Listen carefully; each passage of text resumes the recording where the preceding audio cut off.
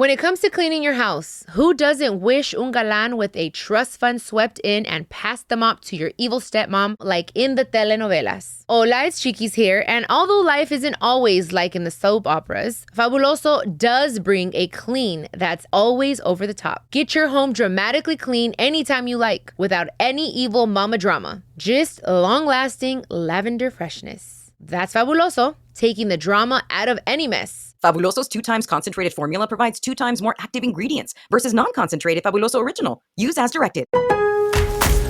Build up to Black Friday with savings all month long at Lowe's. Get up to 50% off select major appliances, plus take an additional 10% off when you buy select major appliances. And don't wait to pick up holiday inflatables under $20. Don't wait to save, in-store or online now, because Lowe's knows deals. Valid 11/6 through 12/4. Cannot be combined with additional discounts. See Lowe's.com for details and qualifying items while supplies last. You know who you are? Steven is my name. Even Steven. Will you say something, Steven? Steeven Orr House Media.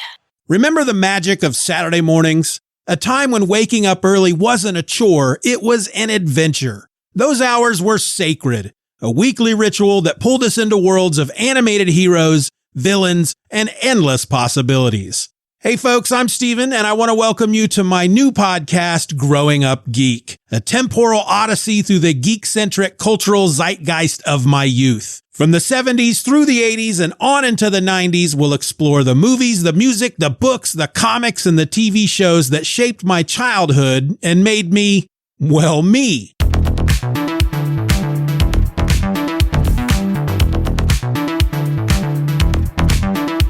In our first season, we're diving into the golden age of Saturday morning cartoons, the history, the magic, and the cultural impact these shows had on a generation.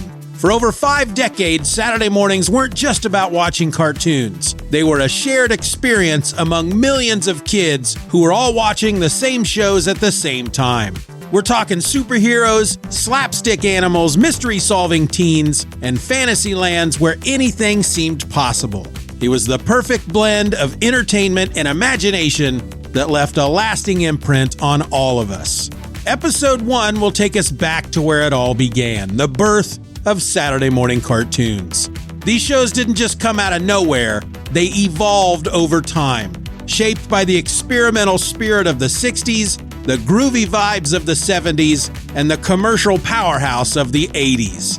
In each decade, they mirrored the cultural shifts, the innovations, and yes, even the rise of commercialism that made Saturday morning cartoons not just fun, but a full-blown phenomenon.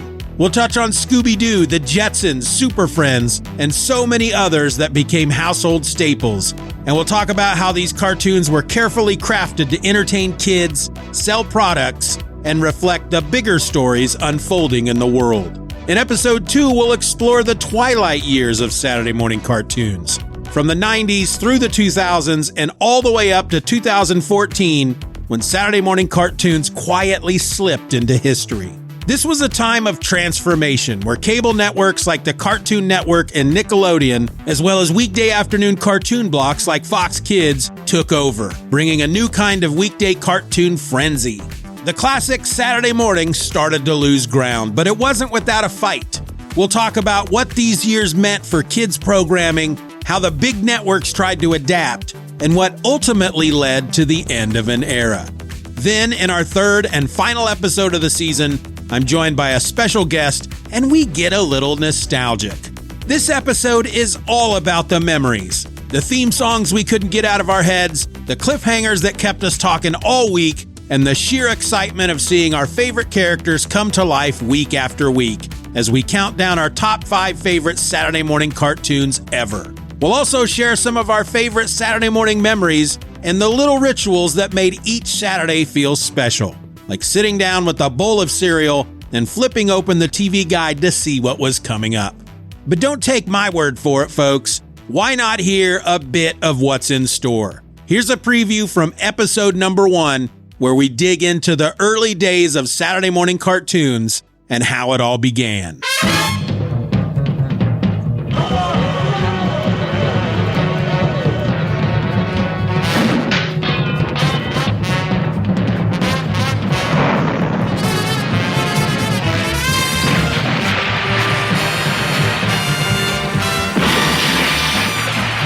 Now, before we can jump into the explosion of Saturday morning cartoons in the 1960s, we need to step back and look at the larger history of television and animation. Television itself was still a relatively new medium in the early 1950s, and while live-action programming dominated, there was a clear gap in content aimed specifically at children. Early television was finding its footing with a mix of radio shows adapted for the small screen and live variety programs.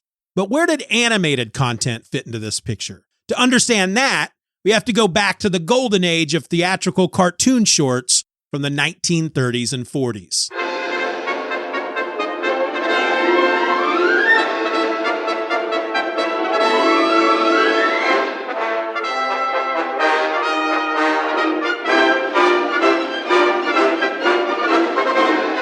Before TV became the dominant form of home entertainment, kids and families flocked to theaters to watch cartoon shorts that played before feature films.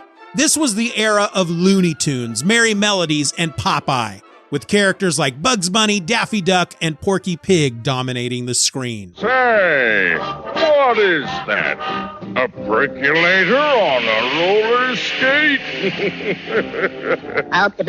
Bet my Tootsie can beat his old silverfish. These animated shorts were wildly popular and often packed with humor, slapstick, and even some subtle adult-oriented satire. Audiences loved the antics of characters like Mighty Mouse, Tom and Jerry, and Betty Boop. And it wasn't long before the network saw the potential to repurpose these shorts for television. As television sets began making their way into American homes in the late 1940s and early 50s, networks scrambled to fill airtime. Theatrical cartoon shorts provided an easy way to entertain children without the need for original production. Classic characters like Bugs Bunny and Popeye made their television debuts, becoming staples of early children's programming. The marriage of television and animation was inevitable, but something new was on the horizon. Cartoons made exclusively for the TV screen. This brings us to Crusader Rabbit, which holds a special place in television history as the first cartoon specifically created for television. When we left our little hero Crusader Rabbit last time, he had just received word that the state of Texas was planning a campaign to rid herself of every last jackrabbit within her boundaries. Well, you can imagine how that set with our boy Crusader. Premiering in 1950, Crusader Rabbit was a simple but groundbreaking series that featured a rabbit embarking on various adventures. Though the animation was limited, the show set the stage for a whole new wave of cartoons designed to fit within TV's episodic format.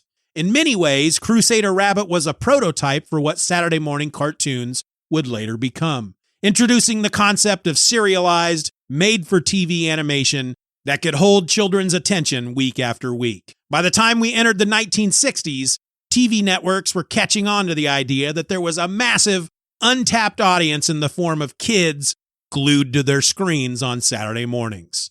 So picture this.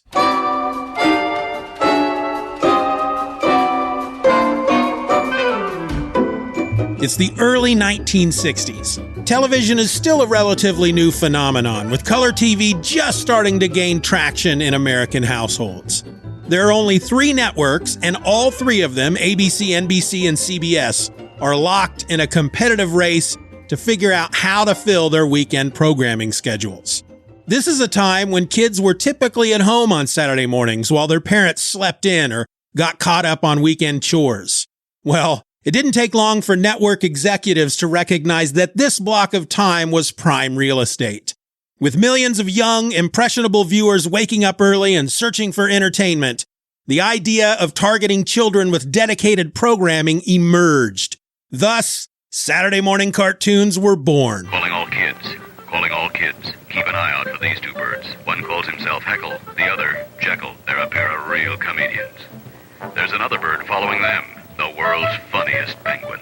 He goes under the name of Tennessee Tuxedo. Back then, the network started by airing reruns of older animated shows like The Flintstones and The Jetsons, both of which originally premiered in prime time. The Flintstones, in fact, holds the distinction of being one of the first animated series aimed at an adult audience in its primetime slot. often compared to modern-day sitcoms like The Simpsons or Family Guy for its time. How's the air up there, girls? It's getting thin, Fred, just like my patient. But something happened as these reruns aired on Saturday mornings. The kids loved them. The humor, the bright colors, and the fantastical storylines resonated with a younger audience. Soon enough, networks realized they had a goldmine on their hands.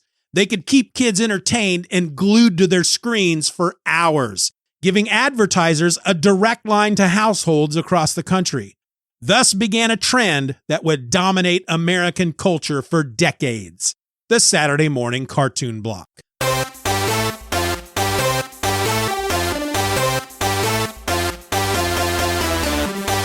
And that, folks, is just a taste of what's coming up on Growing Up Geek.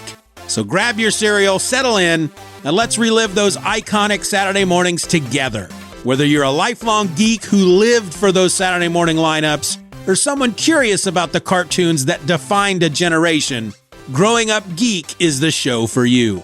Season 1 lands soon, folks, so subscribe now to make sure that you don't miss a minute of the fun, nostalgia, and stories that defined our weekends. You know, when we were growing up geek.